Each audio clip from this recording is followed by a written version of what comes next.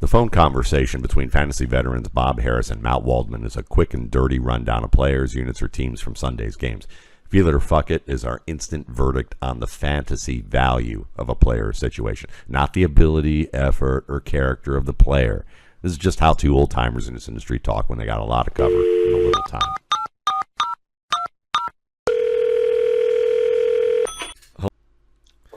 Bob Harris, is that a Halloween costume I can get? No, they don't allow anything this scary out on the streets, I'm told. And the funny thing is, I've kept the same costume, and somehow it gets more frightening every year. Wow. Well, I liked it. I thought I would wear it because certainly the one I have is not a costume either, and it ain't helping me. The modified Uncle Fester here that I'm sporting, huh? I kind of dig it. Yeah, it's grab kind a of light like bulb. Athletic Fester, you know. Uncle Fester always was my favorite, so maybe that's why you and I are buds. That's that shallow thing right there.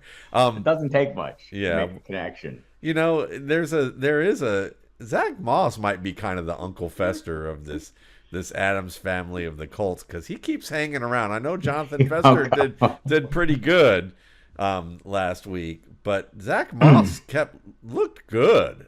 What do you think? He's playing extremely well. I wonder if he's, if he's going to continue to command this playing time. I don't think it's the desired outcome based on the paycheck that was recently handed out. But also teams want to win. And, there's a handful of things that trump financial investments and investments in draft capital and all those things that are very important to the management. And that's winning games, which is very important to the people on the field. So I feel like they're, again, a lot of times I want to just go with the desired outcome. Jonathan Taylor is the desired outcome. But until that time, if, we're navigating these murky waters right now. I mean, this week we have no buys, but there are plenty of injuries and situations that are causing trouble. Every week the NFL, last week at Sirius, they asked me to do a short video, like my takeaways. And my takeaways for week 6 are my takeaways for every week. The NFL is a week-to-week game. It's super volatile, and it's designed to be that way. That's their desired outcome, right? So the things that I want to chase are certain volume. But we don't always get that. There's that, there is not enough of that to go around. So we have to take our chances on some players that are less guaranteed volume or have the possibility of getting volume. Right now, Zach Moss falls into that category until he doesn't. And, I'm of two minds here because I'm also of the mind, like, look, people are coming back. I don't need to play the breakout game when someone's coming back from an injury, or like Jonathan Taylor. I didn't need to roll him out right away if I had developed better options over time. Conversely, as much as I don't want to fall off the plunge, play the plunge or the drop off into nothingness, it's an occupational hazard of being a fantasy manager. Well, I think, for me, Zach Moss looked good. He looked like the player I saw at Utah and nothing like the player I saw early on in his career in Buffalo. It's like he regained his confidence, and he's playing with that level of confidence. And I honestly think that the Colts could look at this, and if they're smart, they look at this and they go, oh, we just fell into a Cleveland Browns-esque situation where we pay our high-dollar guy, Nick Chubb, and we're happy with that. But we also have a supplement in Kareem Hunt, who we can use a 1-2 punch this way and maybe even get high-end production that helps our quarterback play, because Lord knows that, Gardner Minshew is a fun player, and I joked last night that he's Earl from My Name is Earl of NFL quarterbacks. And I meant that as a compliment, even though one person really didn't like that. But they need help with that. They need a good running game to really thrive. And I think that they have it here. Moss is someone I'm going to keep playing if you're in a situation where you need a bye week running back or a flex play who, where you're just not sure the guy that you want to start is actually delivering there at this stage. We're going to get to some of these other players, individuals, but as a whole, I mean, like if you're sitting there dealing with the Arizona backfield or any number of backfields, the Rams backfield currently comprised, all those backfields that are, steeped in uncertainty, I feel like there's more certainty in Zach Moss than there is in those. Yeah. I feel that. Totally feeling that. Are you feeling Jalen Hyatt? Tyrod Taylor, man, he He went after Maybe it that's with the him. question, right? I'm feeling Tyrod Taylor, right? Turning into 2019 Buffalo Bills version Tyrod Taylor, who has probably always been that guy, right? Just, opportunities matter. And so I do think Jalen Hyatt is the piece of this, passing attack that's kind of been the intriguing one out there since the draft. He's, a lot of times, my simple Sesame Street logic of one of these things is not like the others. He's a little bit faster than the others, it seems. And so, I think there's some value in that. And I think I feel if he's available in leagues, I'm landing him right now and just stashing him. All these stashes and speculative plays, because I think we're going to talk about a few of them today, are all totally dependent on your depth of, your bench depth and, whether you can hold on to a speculative play. Because I don't know that he's going to be someone I want to play every week. Might want to see how things look with Daniel Jones back. But also, I have a feeling that this offensive line at some point is going to get healthier. I mean, it seems like next week we could have one piece back. Andrew Thomas could be back next week, and that'll make some difference. So, even with Daniel Jones. So I guess that's I like what you're hitting on. Play. I like where you're going, Bob. So we're going to add a little element to this game of feel it or fuck it here. And what we're going to do is now we've got Zach Moss. We've talked about him. We've talked about Jalen Hyatt. So who would you rather have, Zach Moss or Jalen Hyatt at this point? Zach Moss. Zach Moss is the guy I can play every week right now still. And fuck Jalen Hyatt. I can't stick him in. There's enough. You go. There's enough wide. Yeah, look, man, we can agree to disagree. He does not like wide receivers. He is totally a defensive back at heart. I have learned this about my dog. We can agree to disagree, man. Yeah. But that's I think that's the way I would separate those out. Is like I need immediate help, and some of this is still we're dealing with the trauma of overcoming the Buymageddon, right? And we were playing players we didn't want to play. So I feel like this is probably a lot of these answers are going to be more, I'm going to lean towards the playable pieces, but there's something to be said for speculative investment. Yeah, for sure. So, with that in mind, Demario Douglas, where does he fit in? I mean, watching him against the Bills are a depleted defense. So let's keep that in mind. But with the things that Demario Douglas could control, I would say he caught the ball very well. He was extremely good after the catch, very quick and shifty. He was one of the few players in the NFL that I saw this Sunday who actually it was a good idea to have him moving horizontally with the field and then going downhill. And he did a good job with those. But he just showed up in pivotal moments throughout this game and did things that, regardless of how good the defense was, because if the defense were better, they probably would have just either covered him or prevented the ball from even reaching him. But the fact that he had to make the athletic plays he did, I was encouraged by what I saw. And the one thing that the Patriots seem to be good at is dealing with picking slot receivers. That's the one thing they're good at with receiver evaluation. So are you feeling him? A little bit. A little bit. I am. Like 100. Looking at Nathan Yankee's report from Pro Football Focus, played 100% of the 11 personnel snaps. Wasn't in any 12 or other personnel, but playing entirely in the slot, right? So that moves Kendrick Bourne back outside, and my guy Tyquan Thornton, who's not really my guy, but I drafted him with the last pick of many drafts. Starting to push Devontae Parker for time. So I think as you're sitting here, there's probably two pieces of this receiving core that I'm interested in, and Douglas, they call him Pop, I guess for a reason. Yeah. Not because he's an old guy. He must run with some pop, Right. I'm feeling him. I am. Yeah. And so, okay. So would you feel him above Zach Moss or Jalen Hyatt? Above Jalen Hyatt, yes.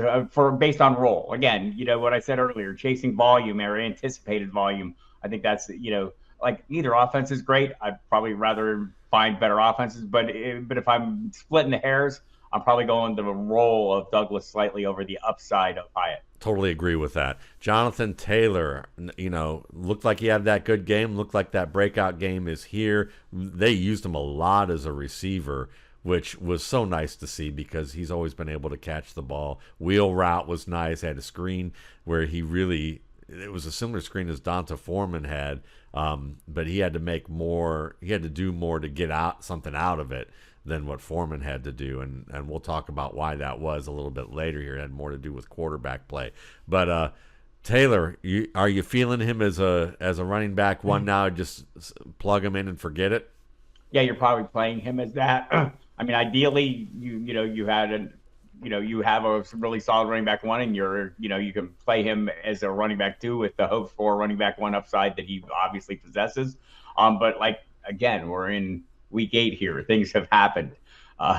Rosters have changed and we've evolved. So what our view of a running back one is he fits the mold right now. Even sharing, right? Like this is something we just have to come to grips with, fantasy managers. Is there are not very many guys out there that we can probably count them on one hand who command the percentage of the workload to be considered true workhorses. The other guys are going to chop it up to some degree. And the ones who can excel in those roles, you should covet, just like you covet a feature back. And Jonathan Taylor is going to be one of those. Okay, that's what I feel. Well, I like it. So we're going to move on because, fuck, I don't need to talk about Jonathan Taylor. I already did. He's good. He's good. Donta Foreman. Now, he looked good, though if anything, watching him run on that screen pass that he had, that was a throwback, play action throwback screen that he and Taylor had. He looked more like a bear that had just slayed and eaten the entire moose and was trying to run away from something. But at the same time, while he doesn't have that breakaway speed, the power he's showing was good, and the quickness seems to be back with his game. He looks a little more like Donta Foreman I saw at Texas, even though he's not quite as explosive. That said, the Raiders' defense is not good. No. And they played a pretty vanilla defense because our next guy, who we'll just combine this with, Tyson Bagent, who had a really good game for a debut rookie starter. He processed what was there in front of the field pretty well. He made good decisions where he didn't when to throw the ball away. The biggest issues I saw with him is that he didn't climb the pocket in situations he should have, and he tried to like spin away or roll out of the pocket in situations where he had a lot more room to step up and still have the entire range of the field to process and throw. But that's something that will probably get better with his game because he used to do a very good job of that at Shepherd. The problem is that Colorado School of the Mines and the Las Vegas Raiders, no matter what AFC fans will tell you, they are vastly different. So with that in mind, Tyson Bagent was great with play action passing, and because of the detail that he showed, he actually held defenders in check in places that opened the field for receivers, especially Donta Foreman on that big run.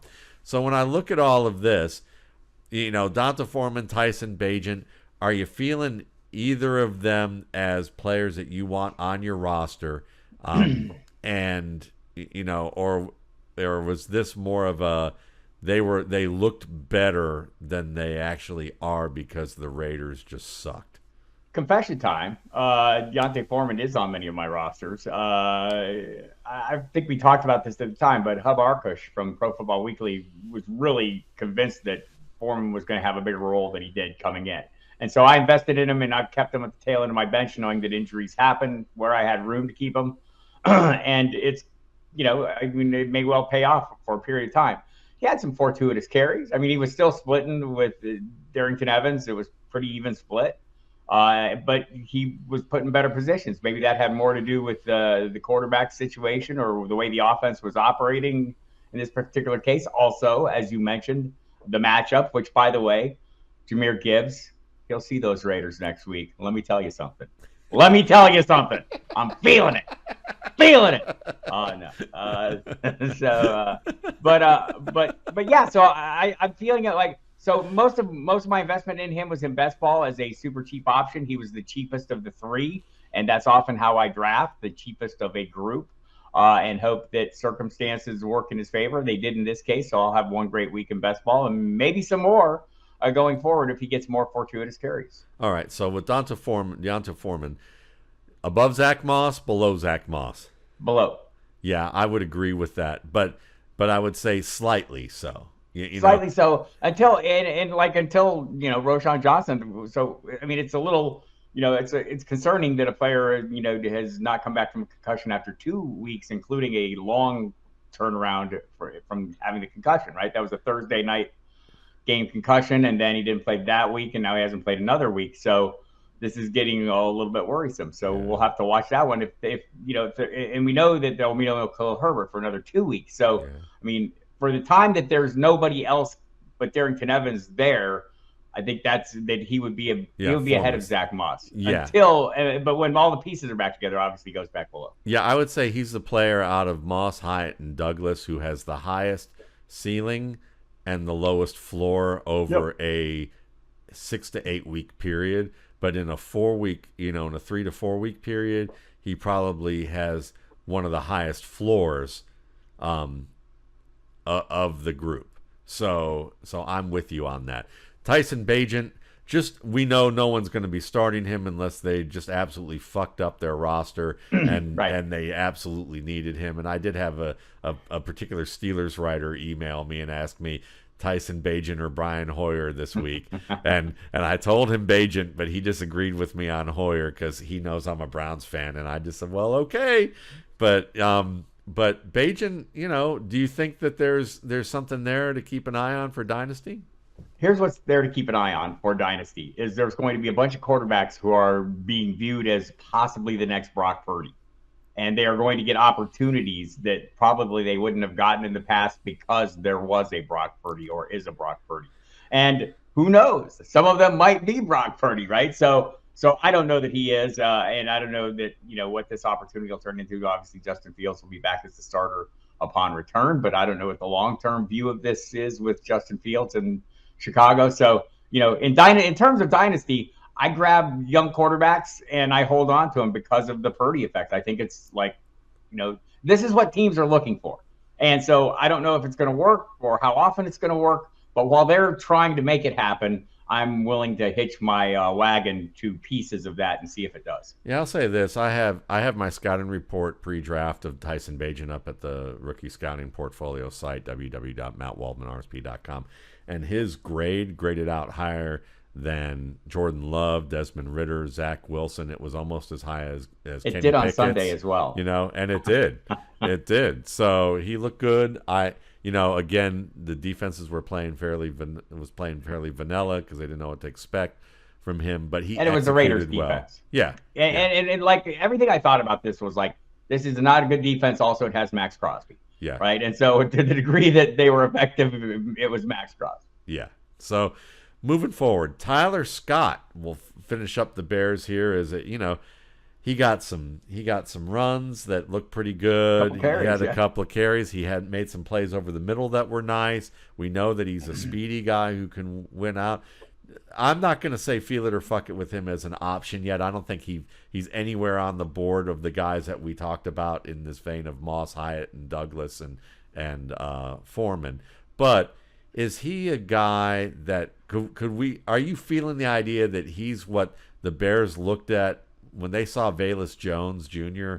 Last year and drafted him as high as they did? They said, ooh, this is what we see, but actually what they were looking at was a crystal ball, and it was Tyler Scott who ended up drafting a year later.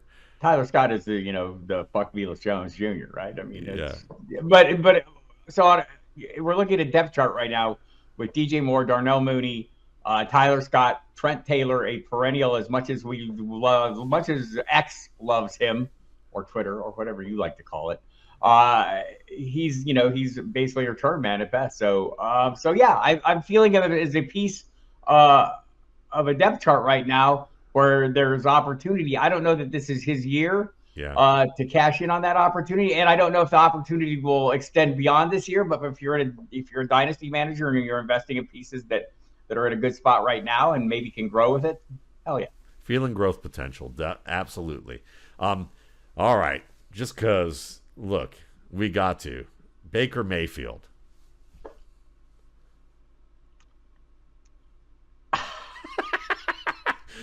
Can I add something before you start and that may get it jogging? Okay. I'm feeling what he's doing for his top 3 receivers. Right. I'm not feeling him as a fantasy starter. I think that's exactly correct. Exactly correct. And for that reason, I want him to hold on to his job because I don't know what Kyle Trask is.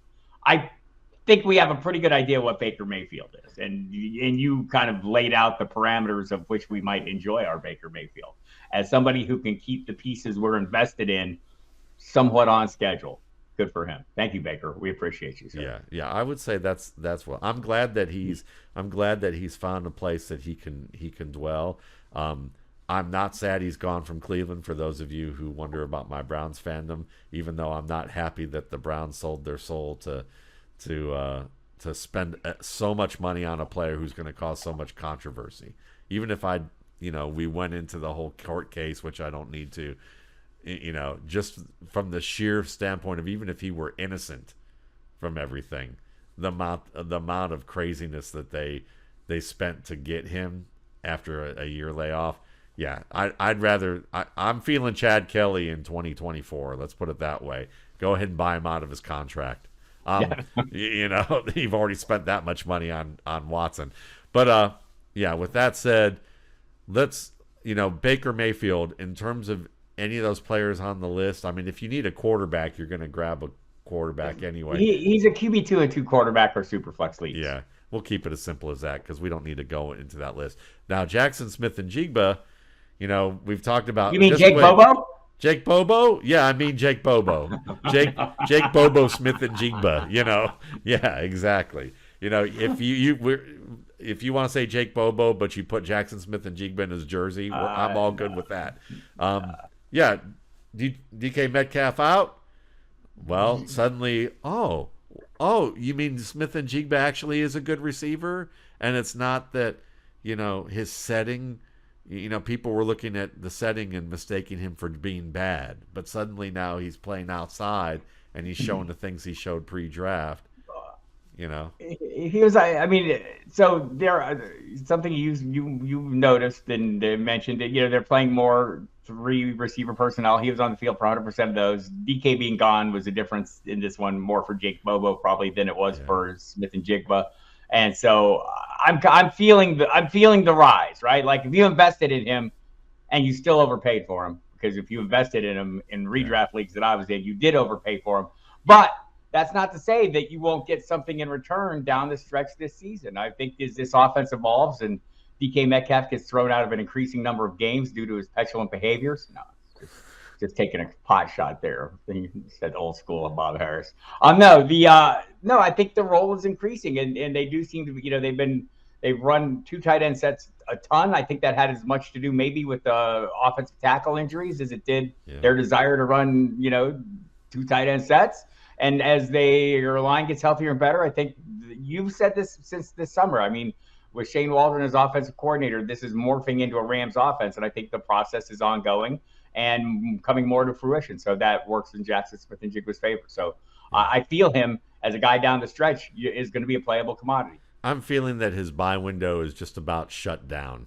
If you wanted to buy into him, you need to do it before this week, because basically this week proved without a shadow of a doubt to anybody who was myopic in their look about what was going on that he actually can play, and it's just been a product of the fact that other players have been the priority. So at this stage, let's go to the Rams and migrate over there. We got a backfield situation here where, they talked about Zach Evans, but even as probably the industry's resident Zach Evans stand, I was telling people this week, don't count on it. This week, you want to look at Royce Freeman or Darrell Henderson and keep an eye out for Myles Gaskin, because the guy that Kyren Williams most resembled pre-draft to me was Myles. He was an aspiring Myles Gaskin type of player. So Freeman and Henderson and Gaskin, how do you view all 3 of these guys? Who are you feeling heading into next week? Who are you feeling long term? And who are you saying, fuck it, I feel Kyren Williams long term. And fuck the rest of them. It's going to be it's a murky mess right now. Like, so number one, kudos to the Rams for revisiting their 2015 tactic of getting somebody to roll off the couch and be a playable commodity. They did it with C.J. Anderson. Now they've done it with Darrell Henderson, who, by the way, I think he had signed with an XFL team. So probably, was in not C.J. Anderson shape. meaning not as round.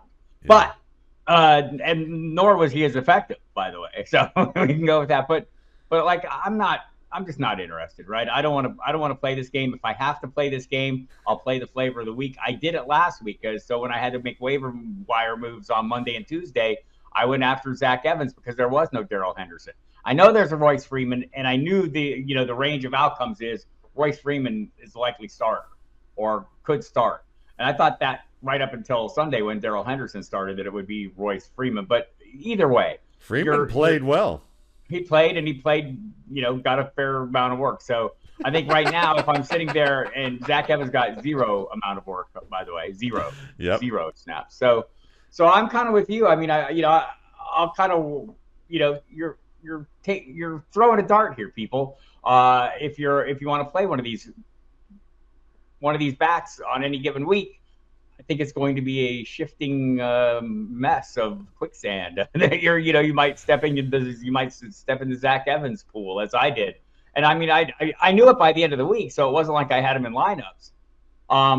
Nonetheless, I mean I think you could be in that situation any given week. If you woke up on Sunday and the bat signal goes out to all the NFL insiders that hey, it's the Myles Gaskin week. Okay, probably is, right? Or if it's hey, it's another Darrell Henderson week. Because that seemed to be the thing this week. We saw it totally on Sunday morning, whether it was the agent group text to all the insiders or somebody's group text got out and everyone, oh, here's the pecking order. And it was correct. So maybe we'll get that kind of clarity going forward. And maybe you'll have won the lotto for that week and you have the piece that's at the front of the line. Yeah, translation, fuck these fuckers from the Rams. Because, those fuckers. Yeah, because they're just, they're too unreliable. Stay away from them. But if you must, do what Bob Harris says in terms of waiting until the last minute and get as many of them, I guess, as you can afford without dropping players that you can't afford to lose, which is probably why this is such a losing proposition.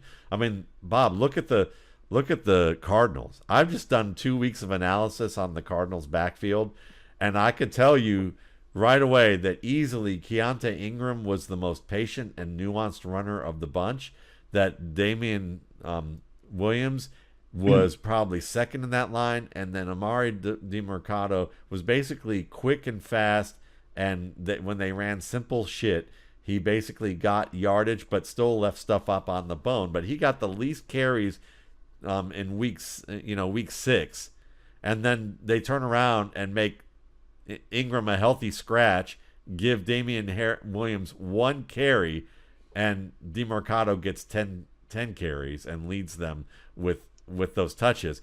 And this is the thing that I even forewarned people about in the gut check this week was like, look, some running back coaches are just like guys who didn't play the position, don't know the position, read a few books on the position and got hired because they did great work working their way up the ladder, and they see speed and they go, that's the best guy. Or they see shit that like fans look at, like they see some guy wiggle like this and dance into a hole and look quick, and they get totally enamored with the kind of the bells and whistles of like wasted movement and go, that guy's got something there.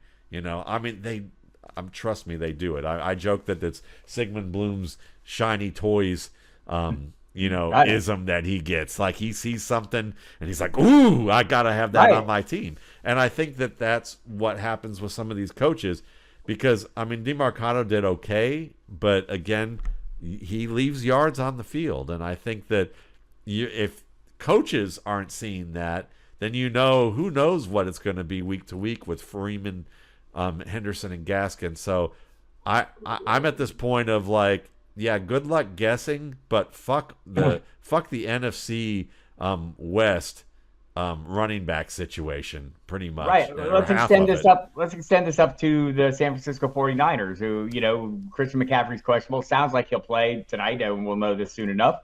But, after that, do you prefer Mitchell? Do you prefer Jordan Mason? Jordan Mason's had a couple great games. The history tells you they prefer Mitchell. How it plays out, we don't know. So here's the dirty little secret of fantasy football, people, and you can feel this or fuck it, but it is what it is.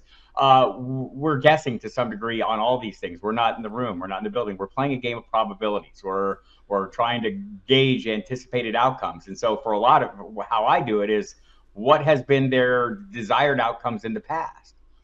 Well, I'm probably going to lean in that direction and think the probability works in my favor, but that doesn't mean it's guaranteed, because nothing's guaranteed, as Amari DiMercato told us this weekend. Hugo says, fuck knows. These running backs. Yeah, that's basically what I think he's saying here at this point. But, yeah. All right. So let's go with one last guy, though. Jaleel McLaughlin. You know, he continues to be a part of this backfield. Now, Javonte Williams had a really good week against the Packers, but you know, in terms of efficiency of touches, McLaughlin is certainly hanging in there and looking like he's taking over for Samaje Perine. Like, Perine seems like the third wheel now. Are you feeling that? I feel that for sure. For a player who is like, so I do think Javonte Williams is coming on. I think this is, you know, I think we've seen kind of like maybe not the Breece Hall switch being flipped, but the switch is in the process of being flipped. And Williams has looked great. He's averaging 5 yards a carry. But McLaughlin is a playmaking threat that I think Sean Payton has an affinity for, or appears to have an affinity for. And so I think he's going to remain maybe a flex level play for me on thin weeks where I don't have that certain volume. You know, he's kind of like a Jaylen Warren light, you know, kind of role. Yeah. And there's going to be weeks where I'm going to be okay playing that. Yeah. So with our list, I'm feeling him kind of like long-term above Deonta Foreman, but short-term probably a little below. Yeah. Okay. Yeah, I think that's fair. Okay, cool. Now, would you put either of those guys above Demario Douglas or Jalin Hyatt? Yes, I put him. I put all of them above Jalin Hyatt because I don't have faith in that offense coming around. So and like the Patriots' offense isn't great, but Douglas's role seems to be pretty solid. And going back to even in September, some of the local beat writers, the observations on Douglas had been very positive, and just the team's actions towards him, like who's he playing ahead of, tells you a lot. Now I'm going to add something to this mix and say, Kayshon Boutte got a lot of work in week 1 and had 2 opportunities to make pivotal plays and didn't do it, and he hasn't seen the light of the bench. His ass hasn't seen any light from the bench basically since then. But I remember back in the day, not too long ago, that a certain running back from Oklahoma made some mistakes early on in his career after a good coming on in camp, and didn't see the field for a while, and then year 2 he took off. So I'm just saying, are you feeling the idea of buying into Kayshon Boutte in big dynasty leagues as like a dented can that you can get for free? Yeah, only in those circumstances, but definitely in those circumstances. Totally feel that. Okay, good. I like dynasty, and I like keeping people. I like kind of doing both, so I always want to kind of bring that up before we just write off a player completely. All right, but what about Rashee Rice? The Marquez Valdes-Scantling got involved this week. Rashee Rice got involved. Patrick Mahomes said, "Here, you get a touchdown. You get a touchdown. You get a touchdown." Maybe it was because I had a dream that I was Patrick Mahomes the night before. But the problem is that it's a good thing. Honestly, in that game I was in, it was a good thing that Patrick Mahomes is who he is, because Travis Kelce liked my play calls, but I was not hitting the receivers accurately. Let's just put it that way. I was finding them, I just couldn't throw it. So didn't have his arm, which sucks. Which is like, why have a dream that you're Patrick Mahomes and you don't have his arm? They don't give you the arm. What the hell is that? I felt kind of jilted on that end. I'm gonna have to channel that again someday. But Rashee Rice, you feeling him, or was this a one game thing? No, it's been a multi-game thing. It's been a consistent rise of the roles expanding, and there was a little expansion for Marquez Valdes-Scantling too, and maybe that's fine. The money investment tells you that. But Rashee Rice seems to be the guy who, since the season started, has been making the most of his opportunities. He had some drops early, but not as many now. And look, I made the case that the Chiefs are, the wide receiver 1 in Kansas City is a player who gets open, and Patrick Mahomes picks him on a play-to-play basis. And on more and more plays, Rashee Rice is making himself the wide receiver 1. I could play that at some point. Interesting, because I would argue he's the guy that they're scheming open the most on quick hitting plays, which is fine. But I find it interesting, but that's odd to me because I wouldn't be shocked if to hear either that, like you said, he's the most consistent guy and he's working his way open and they're happy with that. But I also wouldn't be shocked to hear on the other side they go, well, we've given more responsibility to these slightly older receivers, and they're just having trouble fulfilling that. But they need that role. We need them to hold on that role because Rice isn't ready for it. So he's actually benefiting from like he's the Peter Principle wide receiver this week. He's like failing into success. And I know that sounds everyone there benefits from a great quarterback who is able to hit open guys. And so as a wide receiver, you have job one is get open. And Rashee Rice seems to be doing that reasonably well. And if he's getting some help from the scheming, more power to him. Josh Emerson, Laken Palmer, what are you feeling about him? It's hard not to like him, right? I mean, he seems to have a really good, like slightly reminiscent of the same vibe you get when you talk to him, off the record and whatnot that you get with Stephon Diggs and Josh Allen. He and Justin Herbert seem to be really good buddies, and really, have a good relationship. I think that shows up on the field a little bit, and there's a level of trust there.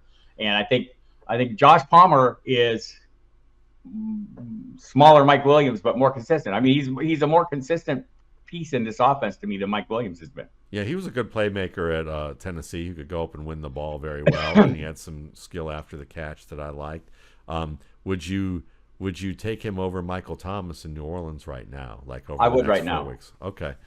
So I'll say this: I'm feeling that Derek Carr was still making trust throws to Michael Thomas in this game, and so I think there's positive signs from that we're starting to see Derek Carr let it go in certain situations.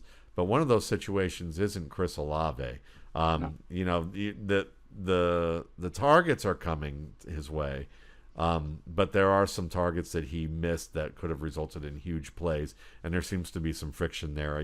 Are you feeling like you should hold on to Chris Olave, or would you be, if you're in a redraft league, are you looking at guys like if Rashee Rice or Demario Douglas are available on your roster, available on your waiver wire, would you say, I'm going to make the daring move and drop Chris Olave? Or would you try and trade Chris Olave, or where are you at? Not fuck trading him, because nobody's going to pay me what he's worth. So I'm either stuck with him, or I have to have the cojones to say, man, he's trash, and I'm moving on. I don't know that I have those cojones at the moment. I'm holding on to him, and again, we're pretty early in the season. We're just barely a third of the way, just over a third of the way through it. So there's going to be a lot of things happen over the course of the remainder of the season. Some of it I'm going to be very happy about, and some of it I'm not.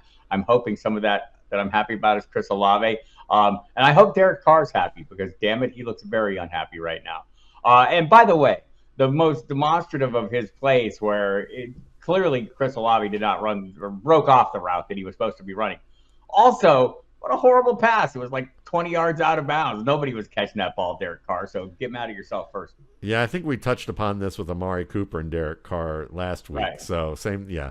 Buy low on Chris Olave in Dynasty if someone is going to allow that to happen. Or even in redraft, if someone wants to throw him in as a piece of a multiplayer trade because they're thinking they need to even out their roster or whatever, he's not getting it done, definitely do that. Yeah, I would bet on them figuring out, even if it doesn't work out that way, it's a bet I would make.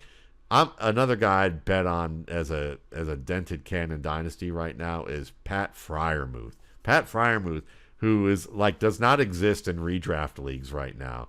But are you feeling him as a Dynasty option? It just seems like that. Yeah, I mean, because absolutely. Who are you betting on is going to outlast in this offense? Kenny Pickett or Pat Freiermuth?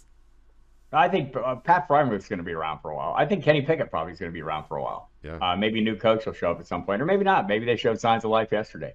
But either way, I mean, for now, you're not playing him.